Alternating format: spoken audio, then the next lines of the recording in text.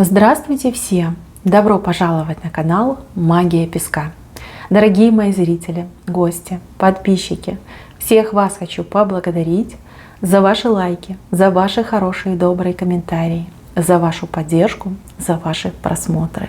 Земной вам поклон! Давайте сегодня сделаем отсыпочку на такую тему. Кто хочет с вами поговорить и о чем хотят с вами поговорить? Если тема интересна, присоединяйтесь, загадайте, пожалуйста, на себя и давайте посмотрим. Я прошу высшие силы дать мне возможность ответить на все ваши вопросы и послать для вас только самую важную, нужную и полезную информацию.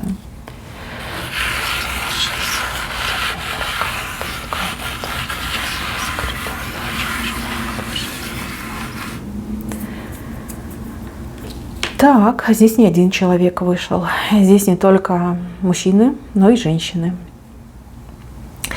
Мои хорошие, помните, что отсыпка общая.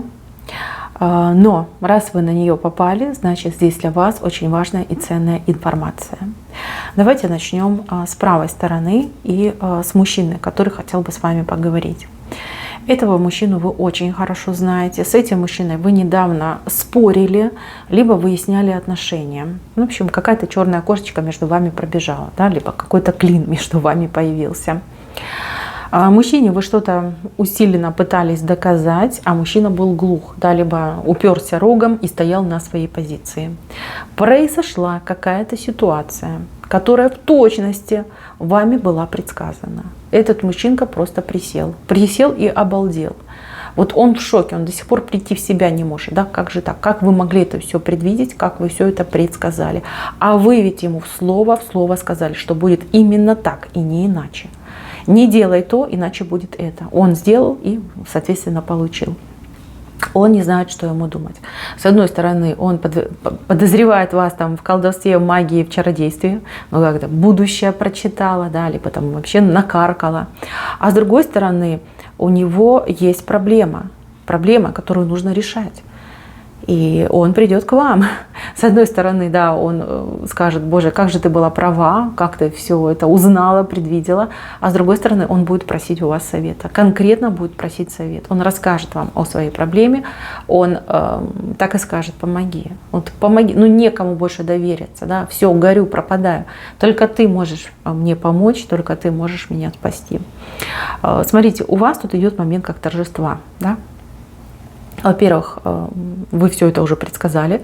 Во-вторых, мужчину вы этого, как ни крути, но любите. Да, это может быть и муж ваш, и возлюбленный, и сын, и брат, и даже какой-то родственник мужчина. Может, просто друг мужчина. Да? Вы видите, что он немножечко так сбивается с пути. Вы хотите помочь, вы даете классные советы, вы его подталкиваете, вы его перенаправляете. А он все сопротивлялся. А вот видите, как жареный петух клюнул в пятую точку, и все. И все, и прям мечтает, прям бежит, со всех ног бежит. Возможно, кстати, он уже с вами договорился о встрече, либо вот-вот появится на пороге и прям кинется вам в ноги и скажет: прости, был неправ, вот не послушался, дурачина, да, вот меня там через мясорубку пропустила, ну вот еще беда у меня есть, вот подскажи мне здесь, пожалуйста, подскажи. Будет просить вашего совета, будет вами восхищаться, будет перед вами каяться и просить вашего совета, просить вас поучаствовать в его судьбе, да, помочь ему с его проблемой. Так, идем с правой стороны. С правой стороны у меня женщина. Женщина очень такая, знаете, некрасивая. Она может быть и физически некрасивая, и также внутри она очень некрасивая. То есть такая вот какая-то серая мышь, невзрачная, с какими-то даже, знаете, деформациями, да, что-то, какая-то асимметрия у нее, либо в душе, либо как на лице, да, может быть, на теле какая-то асимметрия. В общем, женщина подпорченная, причем во всех смыслах слова. Вот у нее что на лице, то и в душе. Вот какое у нее лицо, такая у нее душа. Смотрите, эта женщина имеет к вам какие-то претензии. Это очень похоже на ревность. Ревность. Она может вас ревновать к начальнику, она может ревновать вас там, к обществу людей. Она может, в принципе, пытаться с вами там как-то соперничать, либо считать, что вы ее какая-то соперница, конкурентка. Она хотела бы сделать вам какое-то замечание, либо она хотела бы даже в ультимативной форме вам что-то сказать, что типа вот если будешь делать так, то будет плохо, да, либо я там на что-то решусь, типа, знаете, даже как позапугивать вас немножко. С одной стороны, ей хочется, язык прям чешется, да, руки чешутся, а с другой стороны, она вас побаивается. Ведь она вас не настолько хорошо знает. А за вас ей люди говорили, что вы такая, палец в рот не клади. С вами там такие номера, там запугать, припугнуть, это же не пройдет. Не, это не про вас. Вы боевая амазонка, да, с вами нужно уважительно и шепотом желательно, да, на вы шепотом. Вот. Хочется ей делать вам замечания, хочется вас как-то больно укусить, подколоть, но пока не решается. Не исключено, что эта женщина будет подговаривать каких-то людей, либо кляузничать на вас там, вышестоящему руководству, либо там соседям всем расскажет, что вы там какая-то не такая и что-то там не так делаете. Это может быть. Если вы с ней лицом к лицу столкнетесь, она не сдержится, она вам скажет, и может быть скандал. Если вы с ней сталкиваться не будете, как обходить друг друга будете, будет из-под тяжка действовать. Но эта женщина мне не нравится. Мне не нравится ее позиция, мне не нравятся ее методы, и мне не нравится настроение, ее настроение в вашу сторону. Вы к ней как-то несерьезно относитесь. То есть вы в ее лице не видите врага. Хотя она, еще раз говорю, да, она опасная, она как гадюка. Вот притаилась, да, до момента укуса. А укус, как мы знаем, у гадюки ядовитый. Поэтому имейте в виду, будьте поаккуратней. Здесь либо, знаете, сразу нужно ее отсекать, вот прям резко, вот каким-то одним словом резким, либо резким движением. Либо, девочке, надо подальше от нее держаться. Вот не нравится она мне, вот эта персона мне совсем не нравится. Так, идем дальше. У кого есть дети, дети взрослые. Здесь разговор с вашими детьми. По крайней мере, ребенок хотел бы с вами поговорить. Я так понимаю, по поводу личной жизни. Личная жизнь вашего ребенка. Возможно, есть какая-то симпатия, возможно, уже как выбор есть, да, избранника, избранницы. Либо, если ребенок уже состоит в браке, возможно, есть какие-то проблемы в семье у вашего ребенка, и ребенок хотел бы об этом поговорить. Знаете, как и хочется, и колется. И хочется, и колется. У вас какая-то жесткая позиция, ну, либо жесткое видение, да?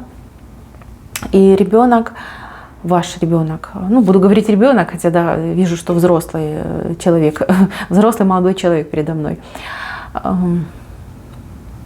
Знаете, как боится, что вы осудите, да? Что вы осудите, что вы не примете, что вы, ну, не знаю, критиковать станете.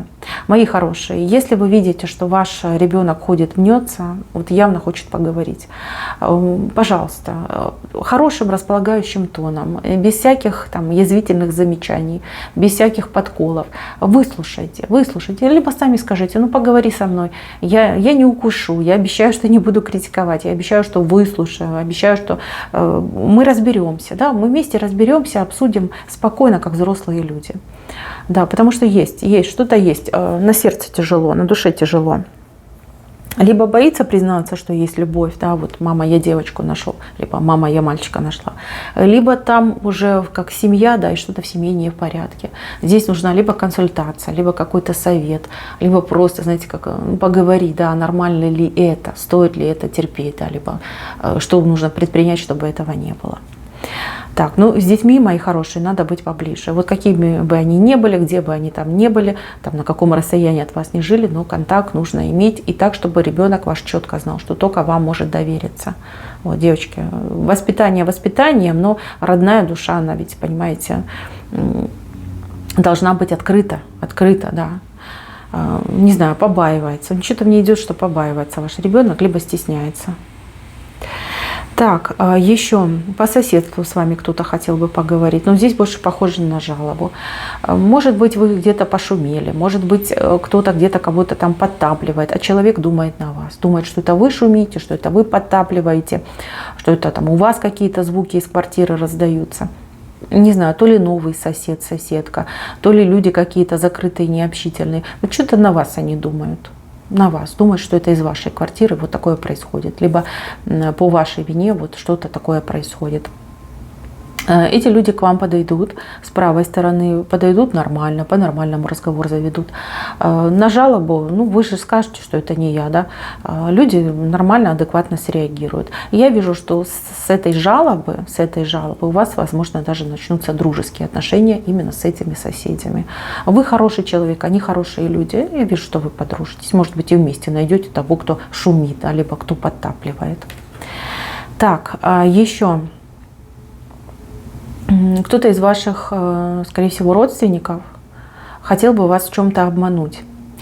Обмануть, либо использовать в своих каких-то целях, корыстных целях, интересах. Родственники – это мужчина и женщина. Вот они вместе думают, как бы с вами так поговорить, чтобы вы ни о чем не догадались, и чтобы они вот свою выгоду с вас тянули, да, либо за ваш счет свою выгоду получили. Как-то очень несправедливо хотят с вами поступить. Но они такие хитрые, прожженные, знаете, как сапог сапогу пара. У вас о них такое мнение, такое впечатление. И вижу, что вы уже от них повидали родственных связей в кавычках, да, то есть уже были прецеденты, когда эти люди себя вели, ну, мягко скажем, некрасиво. Вот. Будут, скорее всего, вам телефоном сообщать, либо, возможно, там смс-ками, да, так что прям не в лицо, потому что в лицо стыдно, тем более они такие вот прям видно, да, на вору и шапка горит.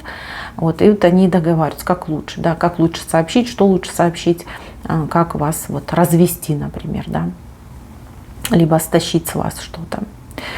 Так, еще начальник с кем-то хочет поговорить, ваш начальник либо начальница. Какого плана разговор? Разговор о каких-то повышениях, но не по должности, а скорее по ответственности, либо расширение ваших должностных обязанностей.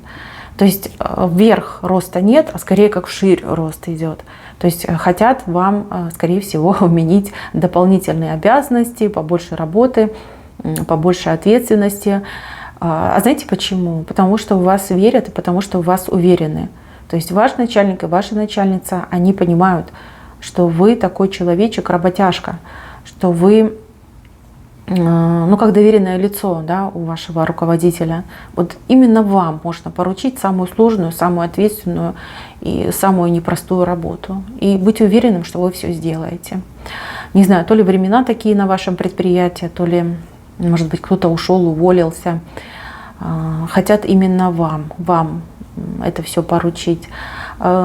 Честно хотят поступить, то есть больше обязанностей, больше оплата, да, либо там дольше работаете, там отпуск в августе, либо там дополнительные какие-нибудь выходные дни оплачиваемые. Вот такой разговор у вас предстоит. Скорее всего, вот новая рабочая неделя, да, вас позовут к начальнику и будет такой разговор. Стоит ли вам принимать? Ну, решайте сами, думайте сами. Если вам нужны лишние дополнительные денежки, да, лишними деньги не бывают дополнительные, то, конечно, да, вы обижены не будете. Плюс вы еще и свой авторитет в глазах вашего начальника очень конкретно поднимете. Если вы откажетесь, ну, никаких последствий не будет. Единственное, что ваш начальник очень сильно опечалится, потому что вы единственный сотрудник, да, кому может ваш начальник довериться. Такой разговор состоится. Так, еще. Здесь у вас какая-то подруга вышла. У подруги какие-то проблемы вот в личном именно. Ей очень хочется вам что-то рассказать, но она стесняется. Да, она очень многое вам рассказывает про себя, про свою личную жизнь, но есть темы как табу, вот, которых она совершенно не касается. Но у нее там действительно очень серьезная проблема. И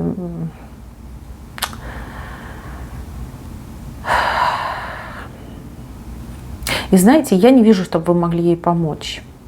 Знаете, как вижу? Я вижу, что она вам расскажет, если она вам расскажет, да, то вы будете очень за нее переживать, даже, возможно, больше, чем она за себя переживает.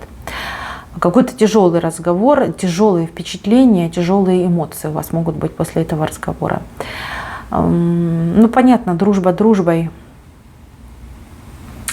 Просто, мои хорошие, поймите, что есть понятие судьбы, да, и каждый живет так, как он заработал, заслужил, ну, либо как по деяниям, да, человеку отпущено. Если у вашей подруги такая там какая-то плачевная ситуация, ну, возможно, и она не ангел, да, возможно, и она где-то что-то не так сделала. Вы, пожалуйста, если такой же разговор у вас состоится, да, не принимайте так близко к сердцу. И поймите, что эта ситуация, которая у нее сейчас в жизни, она все-таки временного характера. Да? То есть как бы пройдет время, все наладится, все это пройдет, она забудет. А вот у вас осадочек останется. Вы все время будете об этом думать и говорить: боже, бывает же такое, бывает же такое. Будете за нее все время переживать. Вот. И еще помните, что она у вас очень такая эмоциональная барышня. И иногда может приукрасить, да, вот для красного словца просто приумножить, приукрасить, там, добавить, приплюсовать. Может, да, может быть, не все так прям уж там плохо-плохо. Да, может, она специально немножечко так, чтобы вас пожалобить, либо чтобы вы ее пожалели, да, может, такое может быть. Имейте это в виду. И, пожалуйста, не принимайте все близко к сердцу. Можете человеку помогать, помогайте.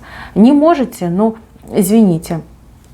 Вы же тоже не всесильная, да? Ну, чем сможете, тем поможете. Главное, вот ей хочется, чтобы вы ее, не знаю, наверное, пожалели таки, да, либо просто кому-то рассказать, да, вот уже наболело, накипело, просто хочется об этом рассказать.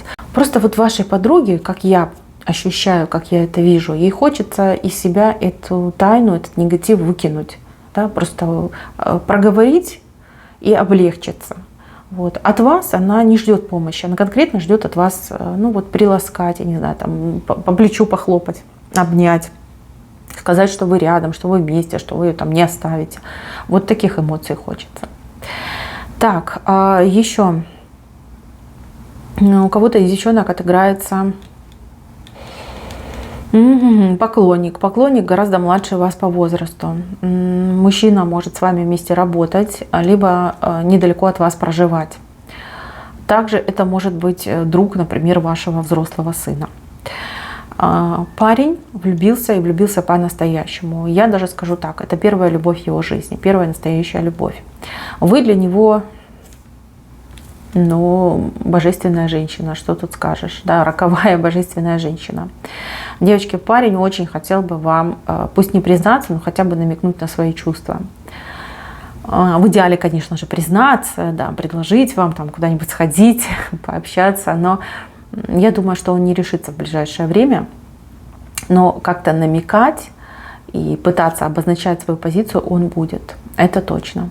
И вижу, что вы себя будете чувствовать некомфортно по той причине, что разница в возрасте. У вас какой-то пунктик по поводу разницы в возрасте. Мои хорошие девочки, ну, влюбился пацан, ну так это же хорошо, понимаете, хорошо, это вы красавица. Вы красавица, вы классная женщина, уникальная женщина. У вас вон молодой парень влюбился. Вот. Примите это с положительным знаком, а не с отрицательным. Вот. Вас же никто не заставляет с ним ходить, там, встречаться, и тем более там, замуж за него выходить. Да, переведите вы в шутку, господи, посмейтесь, поулыбайтесь. О себе вот прям думайте, какая я красивая. Да, вот молодой парень в меня влюбился. На самом деле, вот если разобраться, это очень хорошая ситуация, такая позитивная, добрая ситуация. Научитесь принимать себя такой, как вы есть. И, пожалуйста, себя не критикуйте, а внимательно рассматривайте в зеркале не морщинки, а свои уникальные черты лица, свою красоту. Вы очень красивая женщина, я бы даже сказала, уникально красивая женщина. Так, мои хорошие, на этом все. Спасибо всем за внимание. Всем пока-пока.